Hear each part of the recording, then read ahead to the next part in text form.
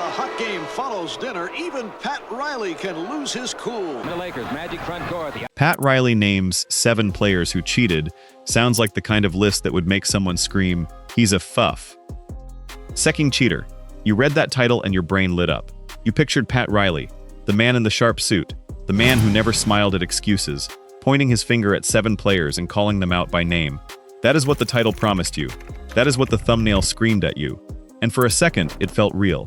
It felt like something Riley would actually do. Here is the truth. There is no list. There is no video where Pat Riley stands in front of a camera and names 7 players who cheated. It does not exist. Nobody has ever found it, because it was never made. The phrase you clicked on is not a real quote. It is not a real speech. It is something else entirely, and once you understand what it really is, the story gets a lot more interesting, not less. Think about that for a second. You searched for a video, or you clicked a thumbnail, expecting to hear Pat Riley call out 7 names, one by one, with proof behind every accusation. You expected a courtroom moment, a confession, a list carved in stone. Instead, what you are about to get is something messier, and honestly, something more true to how basketball actually works. There was never a clean list. There was only a career full of gray areas, and a title that borrowed his name to describe them. And while we pull this story apart, give this video some hype, because the more hype it gets, the more people see the side of basketball history that usually gets buried. So where did this phrase even come from? It came from the internet doing what the internet does best, smashing different things together until they look like one thing.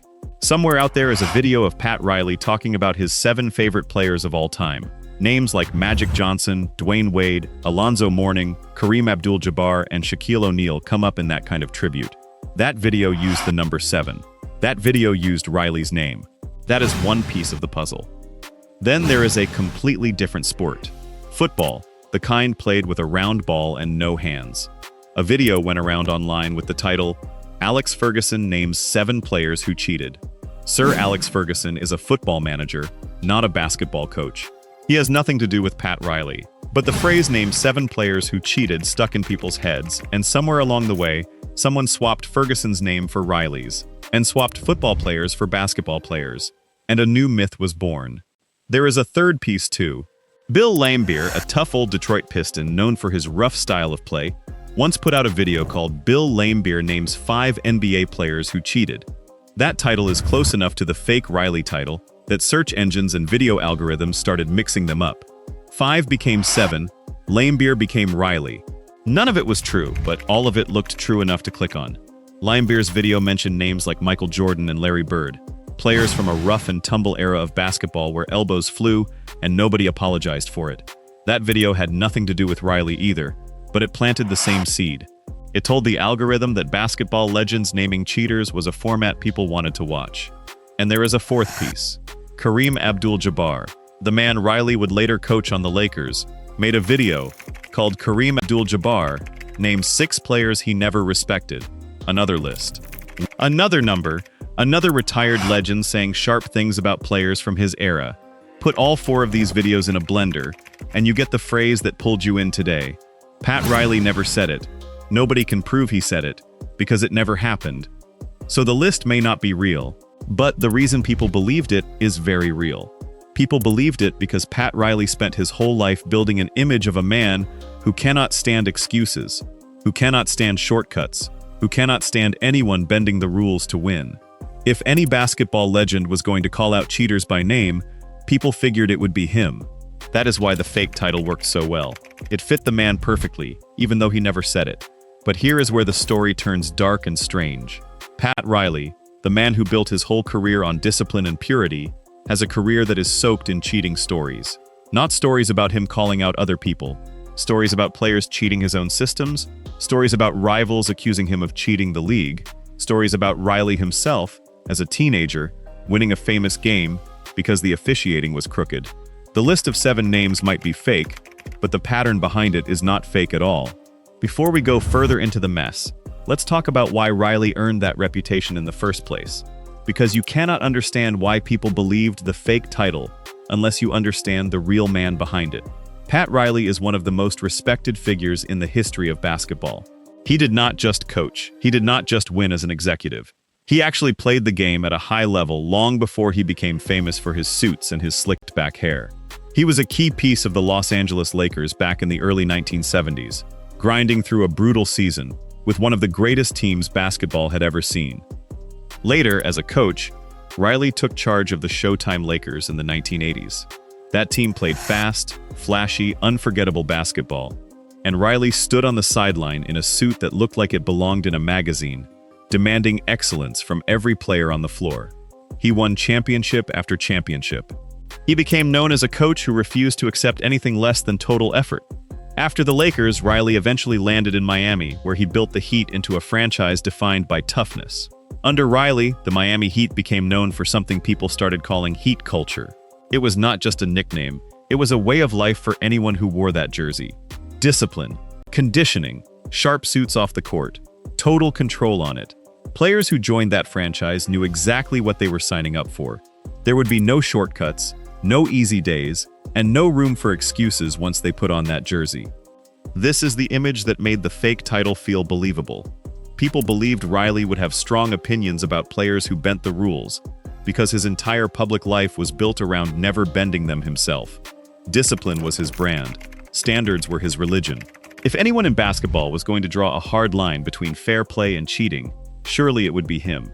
Fans saw him on television for decades, always sharp, always composed, always demanding more from everyone around him. That image did not come from nowhere. It came from a lifetime of behavior that made this fake title feel like something he could have actually said. But here is the darker part of the story, the part that never made it into any fake title, because it is more complicated than a simple list.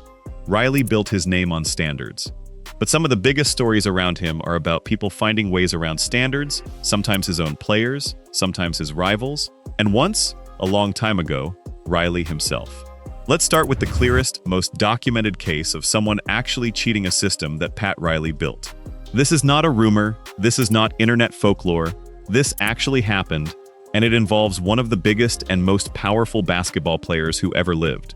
When Riley took over the Miami Heat, he did not just want good players, he wanted a machine. He wanted a team where every single body was measured, tracked, and controlled. So he set up a rule. Every player on the roster had to keep their body fat at 11% or lower. That was not a suggestion. That was a mandatory number, checked by the team's training staff using a tool called a skin fold caliper. The caliper works by pinching the skin to measure the layer of fat underneath it. It only works if the coach can actually grip the skin properly. Now picture Shaquille O'Neal. He is one of the biggest human beings to ever play professional basketball, a man who used his size and weight as a weapon in the post.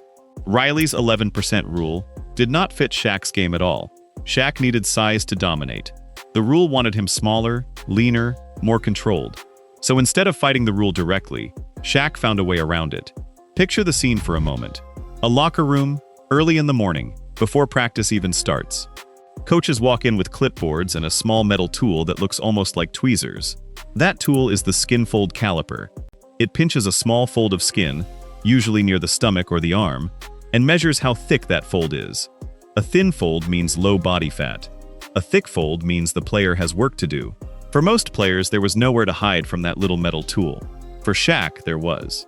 According to his old teammate Alonzo Mourning, Shaq would cover his body in baby oil before these fitness tests. The oil made his skin slippery, too slippery for the calipers to grip properly. Without a proper grip, the coaches could not get an accurate reading of his body fat. In other words, Shaquille O'Neal, one of the most dominant centers of all time, used a bottle of baby oil to slide his way past Pat Riley's strict testing system. This was not cheating in a basketball game. Nobody is saying Shaq broke a rule during an actual match. But inside Riley's world, where every inch of a player's body was tracked and measured, Shaq's baby oil trick was a real, documented way of beating the system. It is the clearest example connected to this whole story of a player finding a loophole and slipping right through it, literally. Think about how much confidence that takes. Shaq was not a bench player trying to sneak past a minor rule.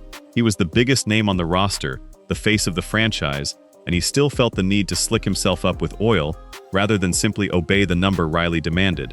That tells you something about how strict and how rigid Riley's system really felt from the inside. A superstar with nothing left to prove still chose deception over compliance. Mourning, on the other hand, kept his body fat low without any tricks. He followed the rule exactly the way Riley wanted. That difference between the two men says a lot. One player accepted total control. The other player found a slippery way out of it. It is worth noting that it was Morning himself who later shared this story publicly, which is part of why it stands out as one of the most solid, well-documented cheating stories connected to Riley's whole career. This tension between Shaq and Riley did not stay small. It grew into something much bigger. People close to the team started comparing Riley's coaching style to a dictatorship, especially next to Phil Jackson, the coach who later took over in Los Angeles, with a much more relaxed, easygoing approach. Shaq reportedly felt like Riley's system was too strict, too controlling, too much like a prison compared to the freedom Jackson eventually gave him. That tension finally exploded in 2008. During a practice, a heated moment broke out between Riley and a young guard named Jason Williams. Shaq stepped in to protect his teammate. Things got physical, and within 24 hours of that clash, Riley traded Shaquille O'Neal, one of the most dominant big men the sport has ever produced, away to the Phoenix Suns. A single practice fight ended years of history between the two of them. So think about that for a second. The very system Riley built to create total control, discipline, and fairness actually pushed one of his biggest stars into cheating a body fat test with a bottle of oil. Riley wanted purity.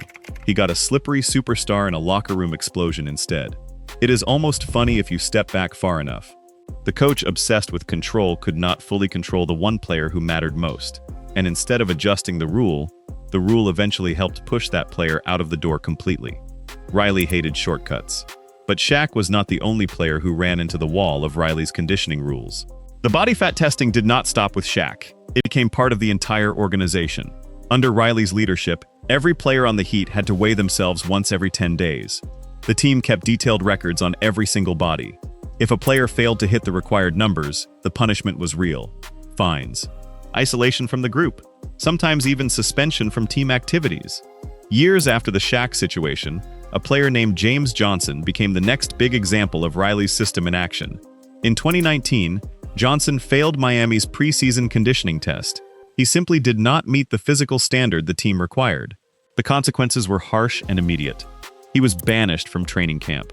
He lost access to normal team activities. His playing time and his role on the roster took a hit that he never fully recovered from.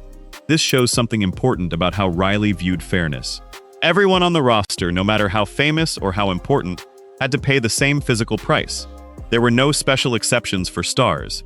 If your body did not fit the system pushed you out, whether you were a franchise superstar like Shaq or a role player like Johnson. In a strange way, that consistency is admirable. Riley did not bend his rule for anyone, not even for a former champion. But that same consistency is also what made his system feel less like a coaching philosophy and more like a machine with no room for exceptions. But this is also the harsher, colder side of Riley's world. His standards were not gentle. They were invasive. Players had their bodies measured, tracked, and judged constantly, like machines being checked for defects. You can respect the discipline behind that kind of system. You can also question the human cost of treating professional athletes like equipment that needs constant inspection. Riley hated shortcuts, but the strangest shortcut in his life happened long before he ever became the man in the sharp suit calling the shots in Miami. Here is the part of the story that turns everything on its head.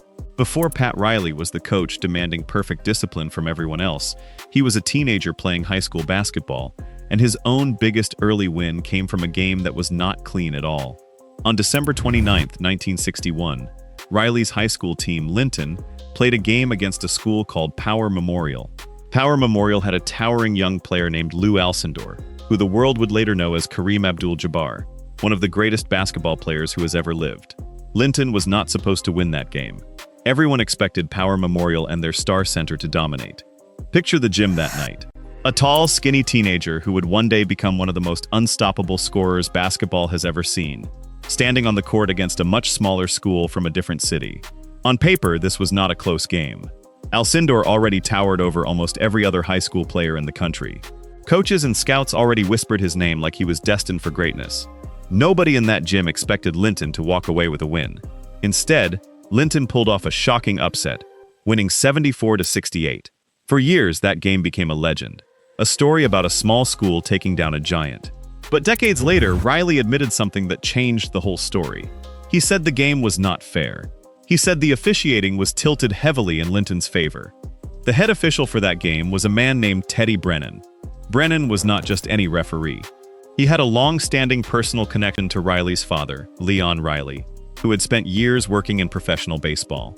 Leon Riley spent 22 seasons working as a minor league player and manager, and he even briefly appeared in the major leagues for the Philadelphia Phillies. Baseball was a small, tight-knit world back then, and Brennan and the elder Riley had crossed paths inside that world for years before this basketball game ever happened. Because of that close relationship, the whistle that day did not feel neutral at all. Brennan repeatedly called fouls on Alcindor, over and over again, until the young star was forced out of the game entirely after only 8 minutes of play. 8 minutes. Think about that. A player of that size and talent, gone from the game before the first quarter, had even properly settled down. Without their best player on the floor, Power Memorial simply could not keep up. The next year, in a rematch played in a different environment, without that same officiating, and without Riley on the floor, Power Memorial destroyed their opponents by roughly 50 points. That massive gap between the two games says everything. It shows just how much that one referee's whistle had shaped the outcome back in 1961. 50 points is not a close scoreline. 50 points is not a lucky bounce or a hot shooting night. 50 points is what happens when a dominant, talented young player is finally allowed to actually play the game, without a whistle working against him the entire time. Years later, life brought Riley and Abdul-Jabbar together again, this time as coach and player on the Los Angeles Lakers. Kareem never forgot that high school game. He confronted Riley about it directly, telling him flat out that Linton had cheated to win. And Riley did something that a lot of proud, image-conscious people never do. He admitted it. He conceded the point. That honesty actually became part of the bond between the two men, a strange bit of history that connected them years before they built championships together.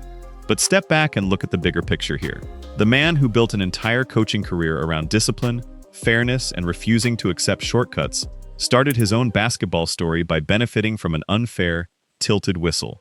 That is not a small detail. That is one of the biggest ironies in this entire story. Years later, the two men stood on the same sideline together, coach and center, chasing championships as a team. Every time they won together, that old high school game sat quietly underneath everything, a small reminder that even the most disciplined man in basketball once got a head start he never truly earned. Riley never hid from it once Kareem brought it up. He simply agreed. That kind of honesty is rare, and it is worth remembering, even as the story keeps pointing back toward the same uncomfortable truth. That is what made Riley's whole image so complicated. He did not always need a hidden trick to get an edge. Sometimes the trick was hiding in plain sight, wrapped up in something that looked completely legal. Now let's move away from individual players cheating physical tests or officials bending the rules, and into something bigger. This next chapter is about Riley being accused of cheating the entire league, not by breaking a rule, but by using the rules better than anyone else ever had. In the summer of 2010, Pat Riley pulled off one of the biggest moves in the history of professional sports. He helped bring LeBron James and Chris Bosh together with Dwayne Wade in Miami, creating a super team that immediately became known as the Big Three. Almost overnight, the balance of power in the entire league shifted toward one single team. Imagine being a general manager on a different team that summer, watching three of the best players in the world choose to play together instead of against each other. For decades, the league had worked a certain way. Stars competed against each other. Rivalries formed because the best players usually ended up spread across different cities, each one trying to beat the others. Then, in a single summer, that entire structure bent under the weight of one decision, and basketball fans everywhere had to figure out how they felt about it. A lot of people around the sport did not see this as a smart business move. They saw it as something closer to cheating. Retired point guard Jeff Teague later said publicly that the whole league viewed that Heat team as a form of cheating, simply because of how much talent had been stacked onto one roster at once. Other players felt exactly the same way. Joe Johnson, another veteran of that era, openly criticized the move, calling it weak, arguing that it took away from the natural competition the league was supposed to have. Teague made these comments years later, on a podcast, looking back with the kind of honesty that only comes with time. He was not the only voice in that conversation. Other former players nodded along, remembering exactly how it felt in locker rooms across the league that summer, watching one franchise suddenly become nearly impossible to beat. Nobody could point to a rule that had been broken. They could only point to a feeling, a sense that the game had shifted underneath their feet without their permission. Here is the important twist, though. Nobody has ever proven that Riley broke a single written rule to make this happen. What people were really upset about was not a rulebook violation. It was the feeling that Riley had broken the spirit of fair competition, even while staying completely inside the lines. The truth behind the Big Three is actually a story about patience and planning, not trickery. Years before 2010 even arrived, Riley and his general manager, Andy Ellisberg, carefully avoided signing Miami's players to long contracts that would stretch past that summer. They were building toward one specific moment, on purpose, for years. By the time free agency opened in 2010, the Heat had roughly $46 million in salary cap space sitting ready to use. That kind of financial flexibility does not happen by accident. It happens because someone planned every single year leading up to it with total precision. Think about the discipline that takes. For years, Riley had to say no to easier decisions. He had to avoid tempting contract extensions. He had to convince players and agents to think short-term instead of long-term, all so that one single summer could open up with maximum flexibility. That is not the kind of thing a team stumbles into by luck. It takes the same rigid, controlled mindset that built the body fat rules in the locker room, just pointed at a spreadsheet instead of a scale. So legally, what Riley did was brilliant. He used the league's own financial rules to build a roster that no other team could match at that moment. Emotionally, though, rivals still felt cheated, because the result looked and felt unfair, even if the method behind it was completely within the rules. This is the key gray area at the heart of Riley's whole career. He did not have to cheat the rulebook when he could simply beat the spirit of it using nothing but patience and cold, careful planning. Some people call that genius. Other people call it exactly the kind of thing that ruins fair competition, even when it is technically legal. Both things can be true at once. Riley followed every rule the league had written down. He also created a result that made rivals feel powerless before the season had even begun. That is the strange trick sitting at the center of this whole chapter. Legal does not always mean it feels fair to the people standing on the other side of it. Now let's dig into something a little different, something that lives inside Riley's own mind rather than in a stadium or a locker room. Because Riley did not just experience accusations of cheating from the outside. He built an entire leadership philosophy around the idea of players feeling cheated from within their own teams. Riley called this idea the disease of me. It was a warning about what happens to a team after it tastes real success. According to Riley, one of the earliest warning signs of this disease is a kind of paranoia, a fear among players that they are somehow being cheated out of what they deserve. That could mean feeling cheated out of shots, cheated out of money, cheated out of attention, or cheated out of credit for winning. Riley believed that once this mindset takes hold inside a locker room, it spreads fast. Players start comparing themselves to teammates. Small groups and cliques begin to form, trust breaks down, and eventually, the very thing that made the team great in the first place gets destroyed from the inside, not by an opponent, but by the players themselves. It is worth sitting with that idea for a moment. Riley was not just talking about losing games. He was talking about winning teams tearing themselves apart after they had already succeeded, simply because someone in the locker room started believing they were not getting their fair share of the credit or the glory. To Riley, that quiet, creepy feeling of being cheated was more dangerous than any opponent standing across the court. Here is the irony that connects this idea right back to everything else in this story. Riley clearly understood that feeling cheated could poison a team completely. He built a whole philosophy warning players against that exact kind of paranoia, and yet his own systems, the body fat tests, the strict weigh-ins, the constant measuring and tracking, could easily make players feel controlled, squeezed, and yes, cheated, not by a rival, but by their own organization. A player might walk into Riley's world feeling cheated by a selfish teammate hogging the ball. But that same player might also walk out of Riley's world feeling cheated by a system that treated his body like a number on a clipboard, rather than a human being doing his job. Riley wanted total unity from his teams. His methods, though, sometimes created something closer to quiet fear. This is perhaps the most human part of the entire story. Riley was not a villain twirling a mustache, planning to make his players miserable. He genuinely believed strict standards created champions, and in many ways he was right. But the same intensity that built championship banners could also make a locker room feel like a place where every player was being watched, weighed, and judged, all in the name of fairness. There is one more piece of this puzzle worth exploring, and it connects Riley's old-fashioned worldview directly to how basketball is played today. Riley came from an era where playing through exhaustion was treated like a badge of honor. Back during the 1972 championship run with the Los Angeles Lakers, the head coach at the time, Bill Sharman, used an incredibly tight rotation of only 7 players for most of that historic season. Those 7 men played heavy minutes, night after night, without much rest. Riley was one of the players who lived through that grind, and it shaped how he thought about toughness for the rest of his life. Fast forward to today's NBA, and you will hear a completely different philosophy. Modern teams often rest their healthy star players on certain nights, a practice commonly called load management. The idea behind it is simple. Protect the body over a long season so the player stays healthy for the games that matter most, especially deep into the playoffs. But traditionalists, people who grew up watching basketball the way Riley did, often argue that resting healthy players is its own kind of cheating. In their eyes, fans pay good money expecting to see the best players on the floor every single night. If a healthy superstar sits out, some fans and old-school analysts feel cheated out of what they paid for. Riley's entire legacy was built on the opposite belief. If you could physically play, you played. Sitting out was not caution. It was viewed as a kind of surrender. Modern sports science tells a different story now, suggesting that smart rest can actually extend a player's career and protect them from serious injury down the road. But through Riley's old-school lens, avoiding the physical grind of the sport still looks like a compromise, a quiet way of cheating the game and the fans who show up to watch it. This shows something important about the whole idea of cheating in sports. What one era calls smart, careful body management, another era calls disrespect toward the game itself. The rules did not change. The definition of fairness did. Riley grew up in a world where showing up, night after night, no matter how tired your body felt, was the entire point of being a professional. That belief never really left him, even as the sport around him kept evolving into something a little softer, a little more careful with its most valuable bodies. So let's bring this all the way back to the beginning, to that fake title that pulled you in today. Pat Riley never stood in front of a camera and named 7 players who cheated.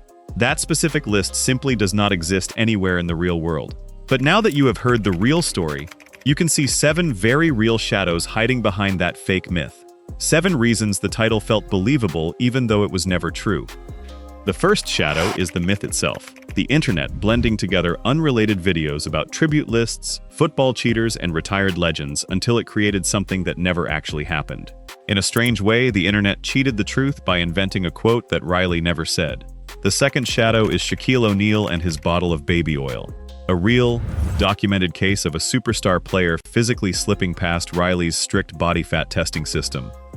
The third shadow is James Johnson, a player who failed Riley's conditioning standard years later and paid a heavy price for it, showing just how unforgiving that same system could be toward players who did not fit its mold.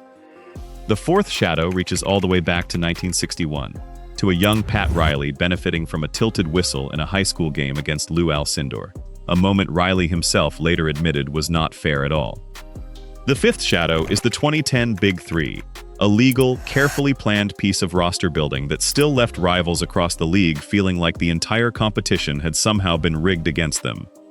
The sixth shadow is the disease of me, Riley's own warning about players feeling cheated out of their rightful share, a fear that his own strict systems sometimes helped create inside his locker rooms. And the seventh shadow is load management, the modern debate over whether resting healthy players protects careers or quietly cheats the fans who pay to watch the game.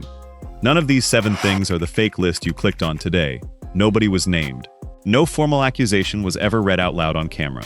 But together, these 7 shadows explain exactly why so many people believed a title that was never true in the first place. Each shadow, on its own, is small. Put together, they form the real, uncomfortable story hiding behind a fake headline. So where does that leave Pat Riley? It leaves him exactly where he has always stood, as one of the greatest winners the game of basketball has ever produced. His discipline changed how entire franchises were run. His standards created champions, in Los Angeles and later in Miami. Nobody can take that away from him, and this story is not trying to. Think about how many different eras he touched. He played on a legendary Lakers team in the early 70s. He coached the Showtime Lakers through the 80s. He built heat culture from scratch in Miami and turned it into a phrase every basketball fan still recognizes today. Very few people in the history of this sport have shaped it from so many different angles, as a player, a coach, and an executive, across so many decades. But the story of cheating that surrounds Riley's career is far from simple. Sometimes his own players found ways to cheat his systems, like Shaq and his baby oil. Sometimes his rivals believed he had cheated the entire league, even when every move he made was completely legal. Sometimes, long before he became a legend, Riley himself benefited from unfairness that he later had the honesty to admit out loud. And sometimes, the internet itself cheated the truth simply by inventing a quote and a list that never actually existed. The real lesson buried underneath all of this is something uncomfortable but important. Basketball history is not clean. It never has been. Winning at the highest level often lives very close to the line between toughness and something less honest. Pat Riley did not need to officially name 7 cheaters for this story to matter. His own career, all on its own, already shows exactly how thin that line can be. Maybe that is the real reason the fake title spread so fast in the first place. Deep down, people already sensed that a man this close to the top of the sport had to have a complicated story sitting underneath all those championships. They just needed a title, even a false one, to go looking for it. Now you know the real full story, and it did not need a single fake name to be worth telling in full. Pat Riley may not have named 7 cheaters, but he spent a lifetime proving something more uncomfortable. In basketball, the people who understand the line best are usually the ones standing closest to it, and Pat Riley spent his whole life standing right on top of it.